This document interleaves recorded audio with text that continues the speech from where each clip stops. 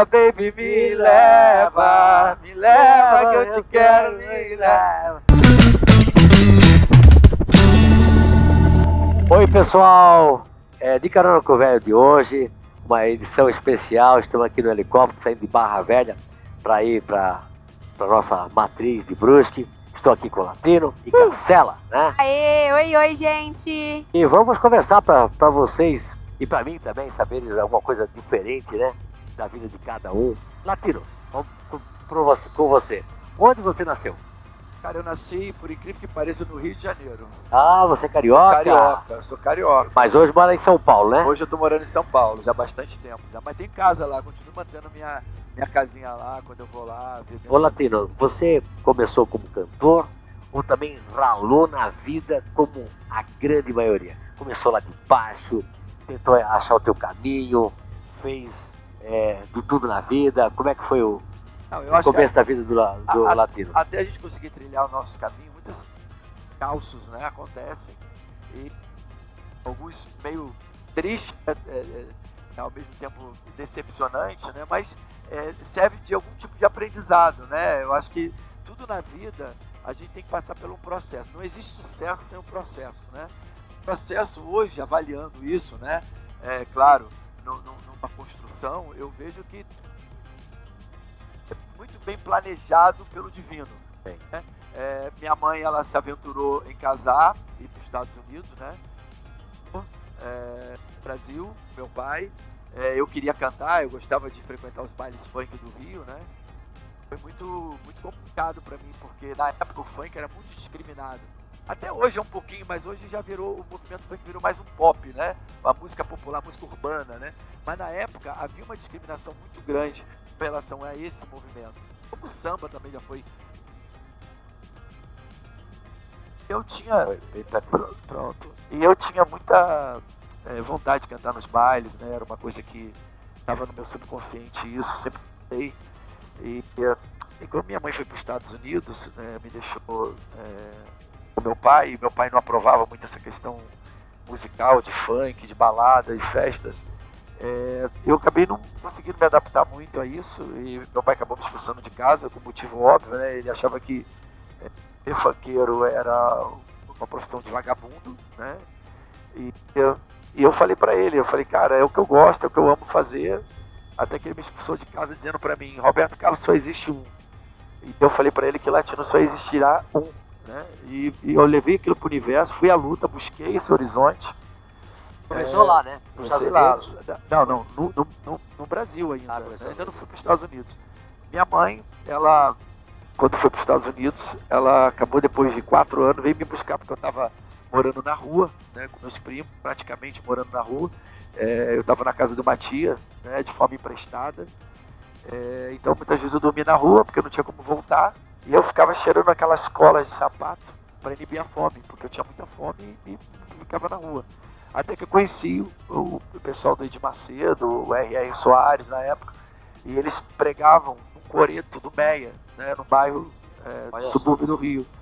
E eu fiquei ali, né, naquele cotidiano ali, com os moleques de rua e tal, tentando barganhar alguma comida, uma alimentação, ajudava eles a desmontar o som da pequena igreja deles, né, que era o Coreto. E ali eu fui me adaptando, construindo uma amizade. E aí fui tirando meu sustento e tal, até que chegou um momento que minha mãe me trouxe, veio me buscar e me levou para os Estados Unidos. Eu vou resumir os Estados Unidos porque é muita coisa, né? Mas eu, ao chegar nos Estados Unidos, eu fui trabalhar na McCurry, na Newberry, no Ponderosa, no McDonald's, eu tive vários empregos, mas no final de semana eu tinha um boys band, uma banda de meninos que dançavam em festas, né?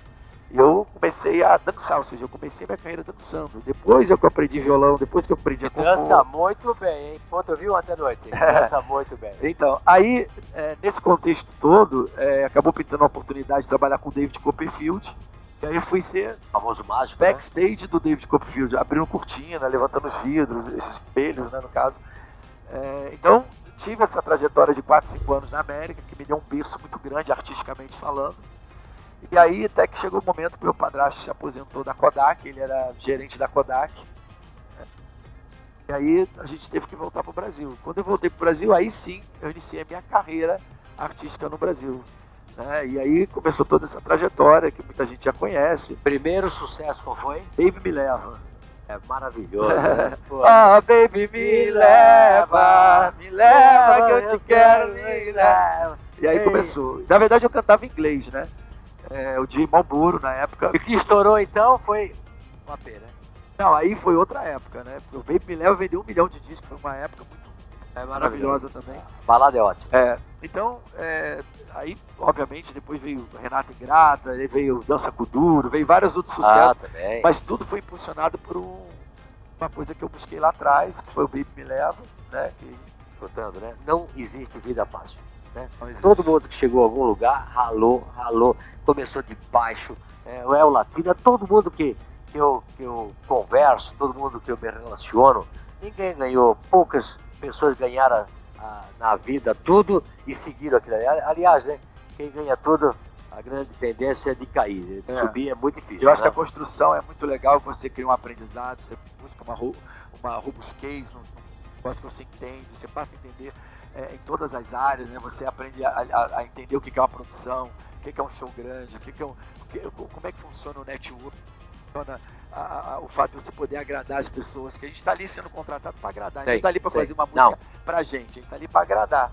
Né? Então eu busquei virar um showman no Brasil, eu busquei a concepção artística, tanto é que o meu início de carreira, né, quando eu voltei para o Brasil, acho que é importante falar, porque esse é o mais legal de tudo, eu fiz amizade com um de Pamonha.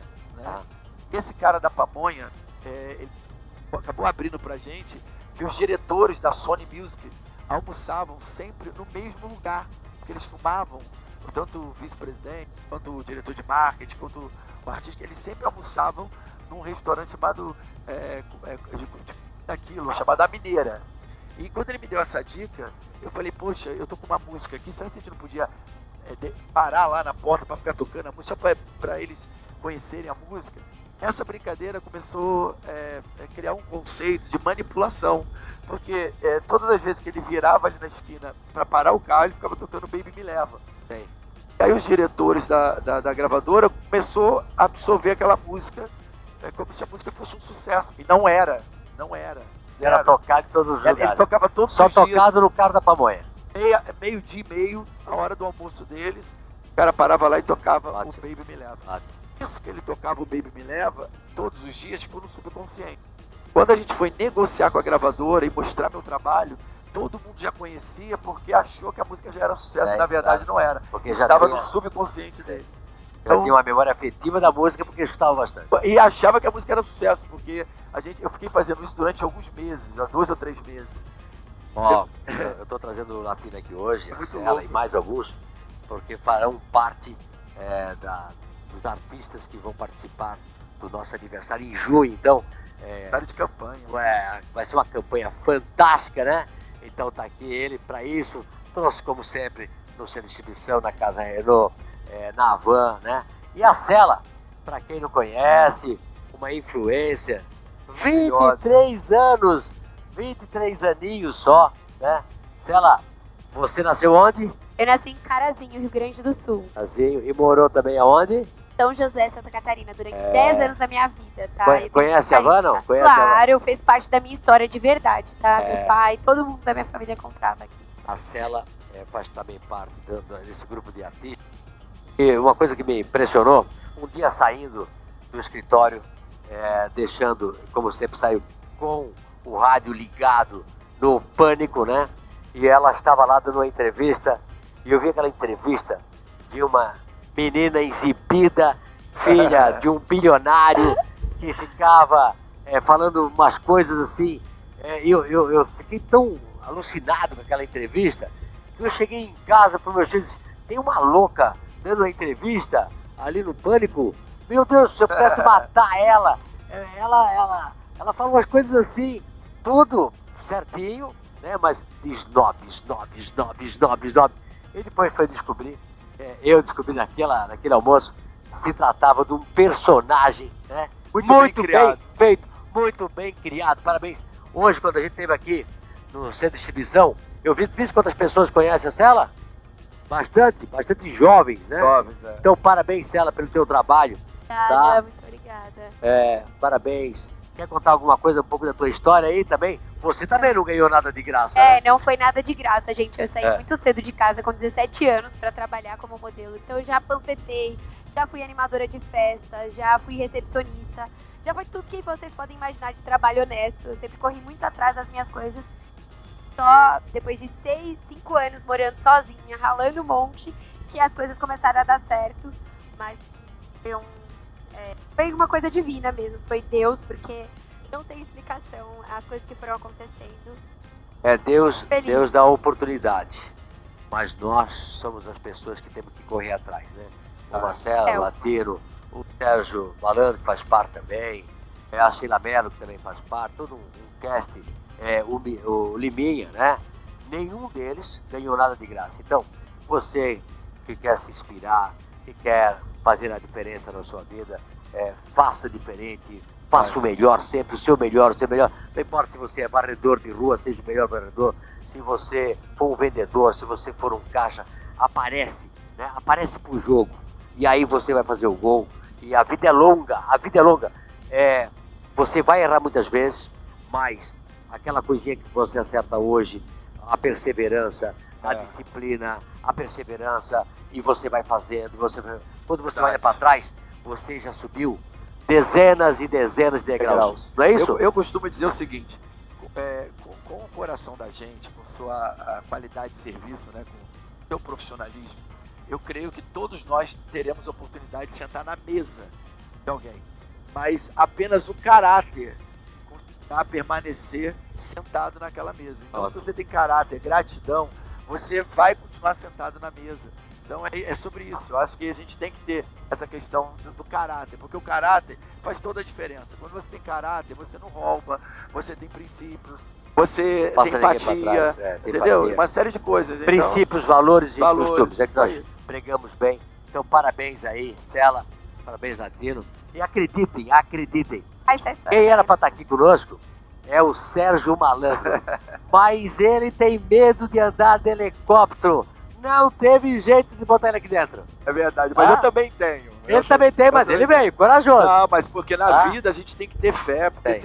Porque o Deus que habita em mim é um Deus diferenciado, é um Deus que tem fé. Ele fala, olha, eu te coloquei até aqui, agora você vai correr, você não acredita em mim, você não confia em mim. É sobre isso, eu penso sobre isso. Poxa, eu te coloquei aqui do lado velho da van, você teve uma trajetória de 30 anos, vendeu milhões de discos, chegou até aqui para estar sendo estampado na campanha de aniversário, para na hora de andar de helicóptero correr. E olha, quando eu coloco isso na mente... Se caísse helicóptero ia ficar bem famoso, né? Caiu o maior vendedor de disco aí. É isso aí. Ó, Cela, muito sucesso para você, muito obrigada pra gente. Quem ainda não segue a Cela, para seguir tem que fazer o que, Cela? É só digitar CELA no Instagram. Segue lá.